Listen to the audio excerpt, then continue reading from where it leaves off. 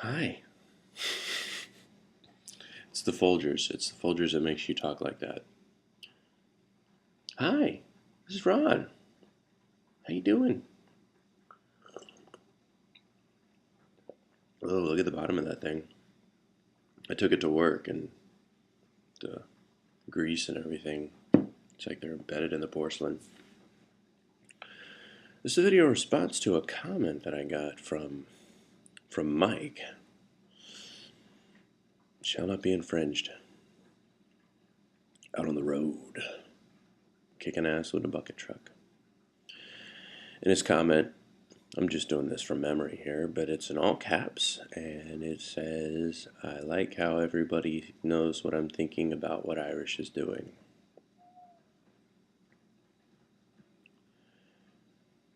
Let me see.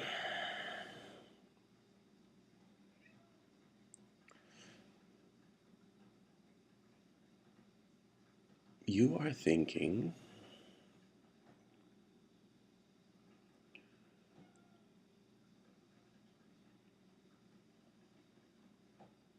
that while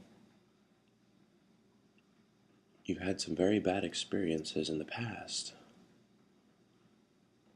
something like this might make a person feel like they're doing something. It could possibly be a waste of time, except for when you send a copy in such a sensational way to the different media outlets.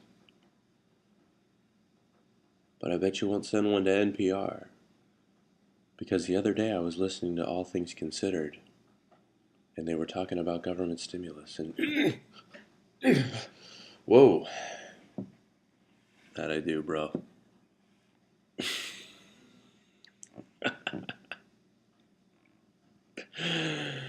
I'm just having a little fun with it.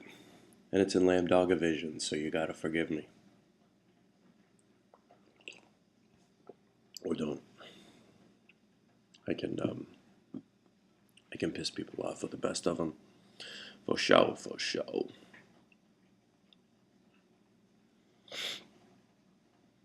But speaking of Mike for a moment, I would like to address disenfranchised voters. You know, people who at one time were politically active and had since had something happen, and they decided to either not vote from that point forward, or you know,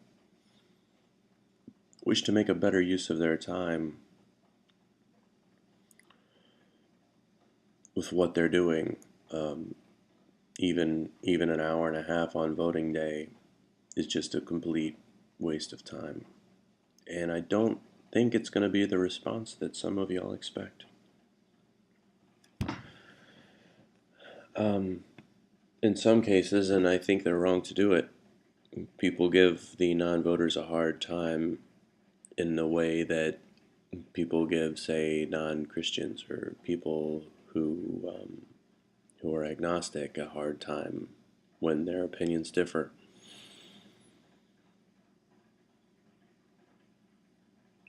At the risk of sounding silly and sissy, let's talk about having your heart broke. And I don't mean in a fanciful, romantic, dance of the sugar plum fairies kind of way. And believe me, as you all know, I know the difference. Maybe being heartbroken is a bad term for it. Let's say your spirit broken. I was working at a place and things were tough one time, and while working, in the um, in the back of my mind, I would always think, well, things can get better. I was commissioned there as well. Um, I was thinking things can get better. Things will turn around. I could ask the boss for, uh, more money or a salary or something like that. And there were all these options running through my mind, all these possibilities, and And so I finally had a meeting with the boss when I couldn't take it anymore. I'd figured out, gosh, I had a brand new, the wife and I had just had our child, and we had bought a house like people tell you to do. And man, we were going backwards fast, and I'd figured out how much money I needed. So I went to the boss to figure out, hey, listen, here's the circumstances. Uh, this is the base amount of money that I need, and if you could, let's start from there, and then go go forward. Let's figure something out here because I can't do this. So during the meeting, um, I lay all it out. I pour out my needs, pour out what's going on, and the owner looks me dead in the eye and he says, I've never had salary tax, and that's just not something that we do." Now, when I was first hired on, before before I had gotten all the certifications, I was actually a salary technician working for that guy. And hearing him say that, I I physically felt something drain from my body. I physically felt it. I hunched over, and I honestly felt like somebody had just sucked my spirit out, just with a plunger.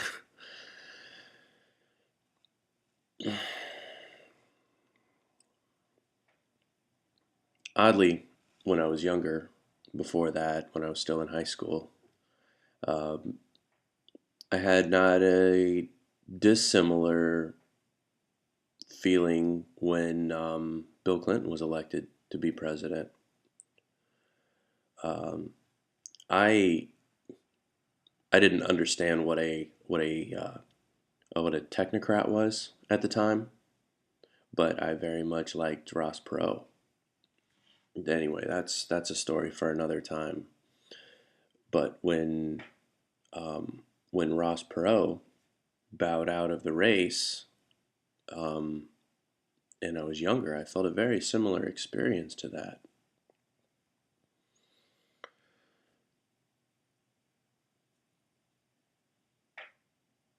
When a person feels that sort of a setback, I think it's just like anything else. You can't just come up and crassly say, well, get over it and get back in there. If your if your heart and your passion isn't behind what you're doing, then you I think you have to move on. You can't just you can't force it. You can't vote for something just because I want to, or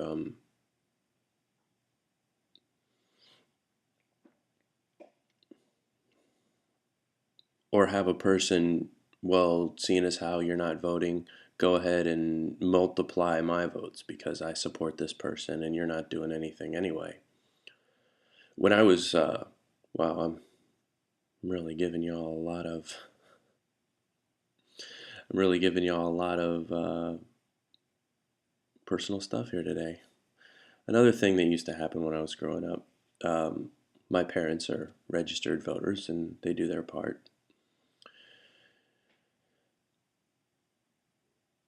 My mom, in the old fashioned conservative kind of way, votes the way my dad does.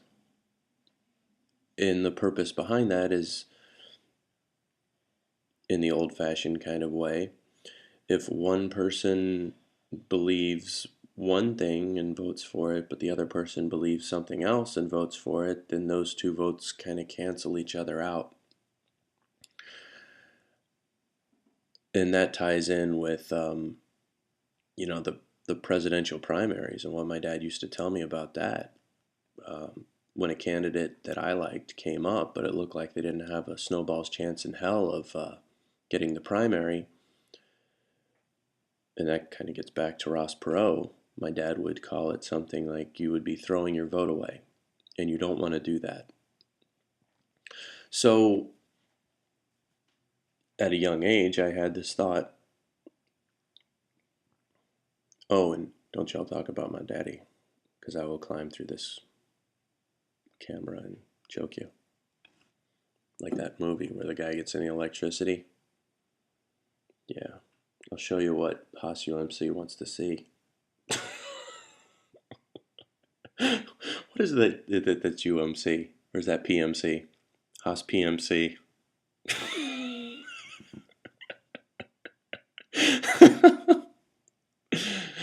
By the way, let's hit pause on the topic. If you guys ever go over there and comment on Haas PMC's videos, you say something about the Marine Corps, his little minions will like step on your dick. It's funny as hell. It's cute. It's adorable. They need to get me some minions. If I did have minions, I'd want those little green guys with the big single eye. That way I could save money on safety glasses whenever we're doing, our experiments. But anyway, enough about Lambdog's minions. So throwing your vote away. I don't believe that anymore. I'll tell you what I believe. A person not registered to vote says just as much as a person who's registered to vote yet doesn't go to the polls. And when a person verbally says, here's the reason why I don't vote, because I don't like the verbiage of the corporate states of America, that's a subcategory of corporations, and I think it reflects against what our system is intended to be and reveals it for what it is. And when I look in the U.S. Code and it gives the protection of U.S. corporate and foreign entities, I find that extremely troubling, and I don't want to participate in that system. When a person says that, I think that says every bit as much as lining up and hitting the little bar like a hamster going through the maze while you go past all them people holding up their sign on the corner.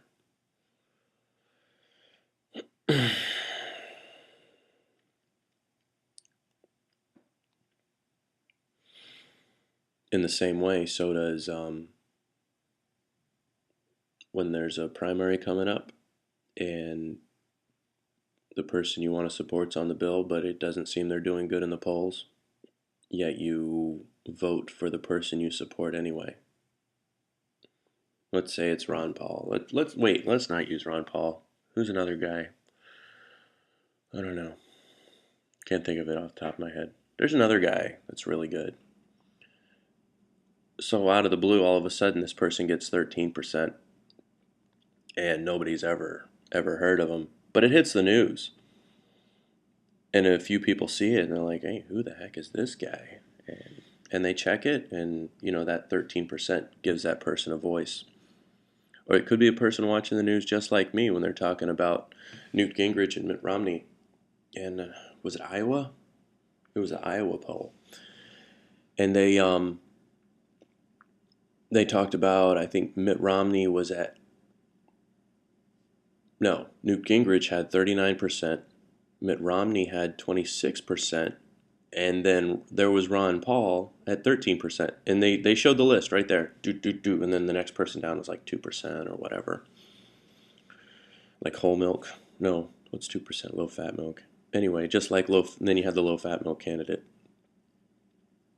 But the person who was talking on the news said, and Mitt Romney not far behind Newt Gingrich in the Iowa, whatever the heck they call it. And I was thinking, and it took me about 2 seconds to do the math. And 39 minus 13 is 26. And 26 minus 13 is 13. So that is to say Mitt Romney is not far behind Newt Gingrich, and Ron Paul is not far behind Mitt Romney, but yet we don't even mention his name. Now, I'm not going to get paranoid or nothing. That's not the point. My point isn't how much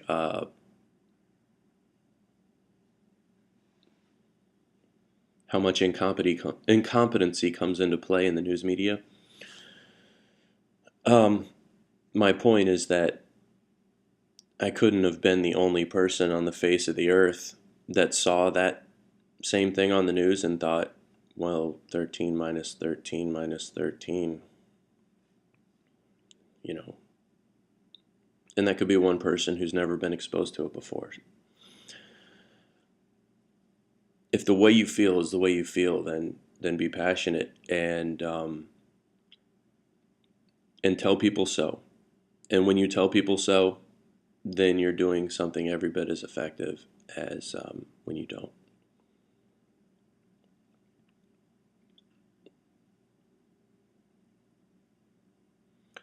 That being said, if you're on the fence, either say why you're on the fence or pick a damn side.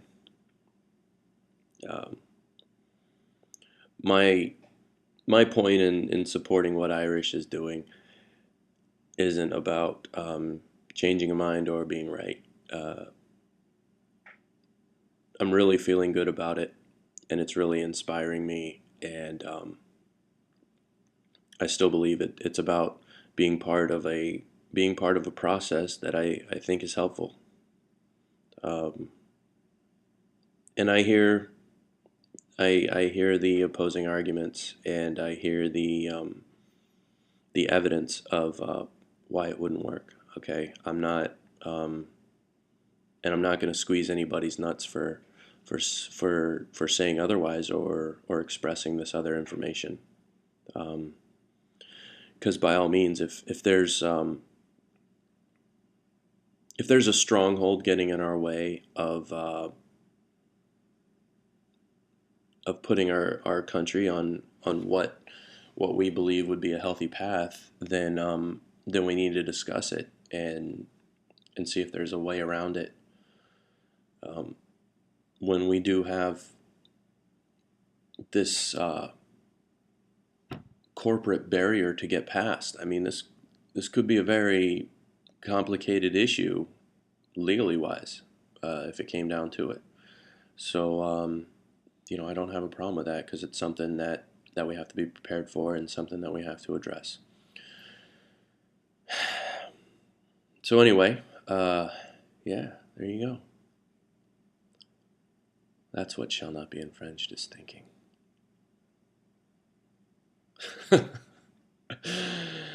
God bless you, my truck driving friend. And thank you. The grievances that you've talked about in the past have helped me. And they've helped me think about the things that I need to think about. And they've had a part in putting me where I am. Same thing goes for Daddy-O California and Landshark 22 and Haas USMC. It's made a difference for me. It really has.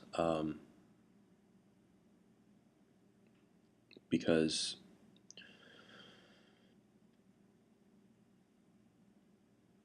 thinking what you think and believing what you believe and not having anyone to talk with about it or anybody to challenge your ideas is very different than having people that you can trust enough to express these things and bounce the ideas back and forth. I mean, it's not necessarily about joining this fraternity where we're all a bunch of ballot punching robots. It's about discovering what you care about and sharing what you think is important, and then having other people share what they think is important. Yeah. Well, I got a couple other videos to make today, so y'all enjoy this behemoth. See you later.